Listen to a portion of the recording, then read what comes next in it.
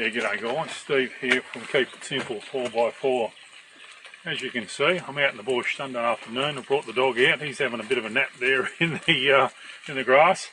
We've been for a run. He's a bit tired now, but something I do every now and again where I come out into the bush on a Sunday or a Saturday sometimes, just in the afternoon, bring a few sausages or kebabs, bring the dog, we go for a run, a bit of a walk, and we share a kebab or a sausage, and so yeah.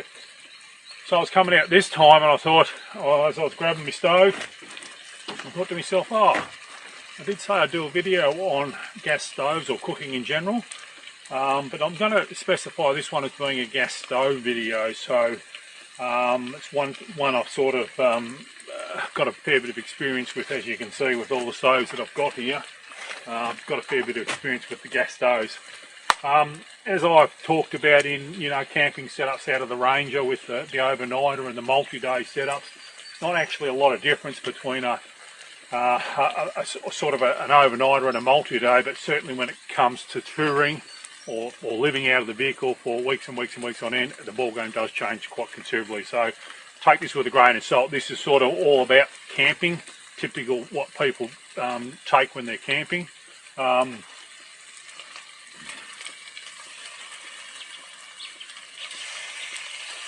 And so, yeah, not necessarily a touring setup. You might use these in certain situations if you're touring, but as a rule, these are camping setups that I'm talking about.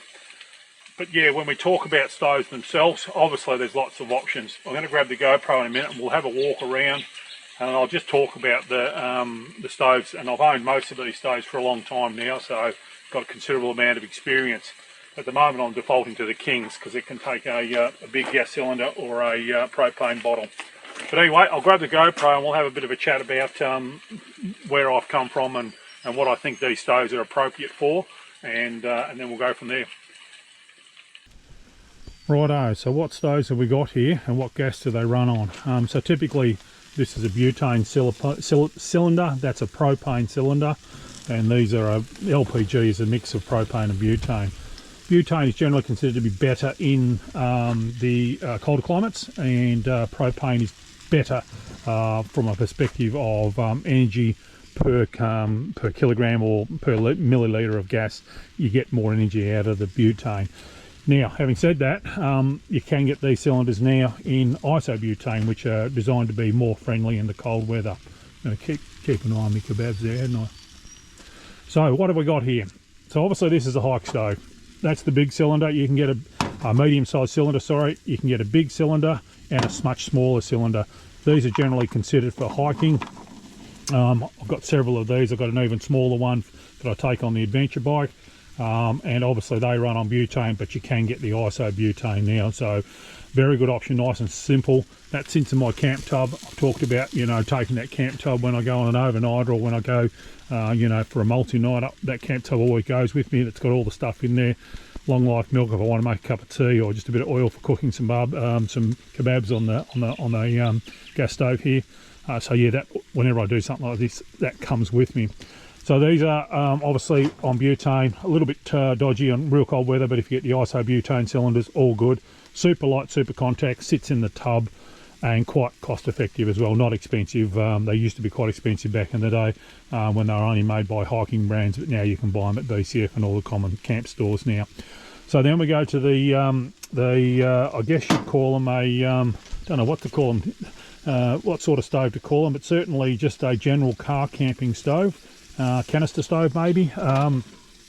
These are very cheap as well, very readily available. You can get the cylinders from Bunnings, you can get them from anywhere you want. They're good because they hold a big pan. These are limited because they don't hold a big frying pan, and so obviously you're limited on how much you can cook with these, but these will hold a big pan. They do go through the cylinders reasonably quickly though. That's probably the only thing I'd say. You have to take a lot of cylinders if you're taking or a lot of canisters at least, if you're taking a multi-day trip with these. But these are really good for if you're new to camping and you just want to experiment and only going to go camping 2 or 3 times a year, then these are a great option. They come in a little case. There's all sorts of brands, but yeah, they're a really good option. They make doubles now. They make and ones with plates as well too. So lots of different options there. Then we go on to the King's option, which I like, and this is probably my default one at the moment. The reason being is you can get these in double burners, as you can with those, but I like these because they'll run on the butane cylinders or they'll run on LPG. Now I've just bought the bottle for that one because I've just been running it on butane, but I sort of figured to myself, oh, I probably should stop wasting metal, and so I've gone and bought myself an LPG. So this stove will run on butane cylinders or will run on LPG. So that's versatility. I love versatility. If you're taking this out on a trip and you're out in the back country or something like that, and you can't get these cylinders, then hopefully you can get your LPG bottle refilled. So you've got options there. Vice versa, there mightn't be anywhere to refill your LPG, that the service station might have the butane cylinders. And then last but not least, of course, is the big double burner LPG stove. We've all seen these. Most of us grew up with these. You know, there was, at any given stage in a caravan park at Christmas time, there'd be about 100 of these out operating, and everyone cooking tea and barbecue plates on them and whatnot. So a double burner LPG stove, you know, we've had this one for decades. It's pretty old and worn, but it still goes. So it's, it's a great option. And of course, these bigger stoves like this one and this one here, like the King's, they tend to run a bit hotter. They have a bit more power, a bit more flow rates. So they do cook things a bit quicker. And if you're going to cook stews and dishes that take a bit longer, then obviously these two options are the best. And the canister options are probably starting to be a little bit limited. So these ones, of course, you can have a big bottle you can change over at Bunnings. Just a standard gas bottle that you go on your barbecue. These bottles here are 4 kilo and they only take a 10mm hose, so a slightly different hose, not necessarily available for change over at Bunnings. But certainly these are a fantastic option, particularly with the stands. You can buy them with the stands, and I just think they're great. Because if I'm, got multiple people camping out of the car, I can use the tailgate for preparation and just have the stove ticking away over here to one side. So they're my stoves. Obviously I've got quite considerable experience with all these stoves, yeah, the one I default to at the moment is this King's one, which I'm finding it's been pretty good. I've had it for a few months now, and yeah, it's went on the backcountry trip recently, and it's been really good. I've done a couple of trips with it before that, so overall pretty good. So yeah, they're the stove options you got. You choose. Obviously these two are considerably the cheapest.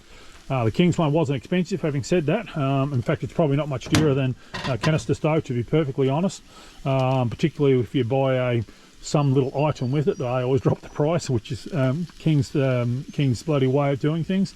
The cylinder, of course, is about another $30 or $40, and yeah, obviously you need a bigger cylinder for these ones as well, and you're starting to get into a little bit dearer prices. But all of these really are really good, simple options for cooking with. I haven't gone into induction stoves myself. I've looked at them briefly and I go, righto, you got to have a second battery in the car.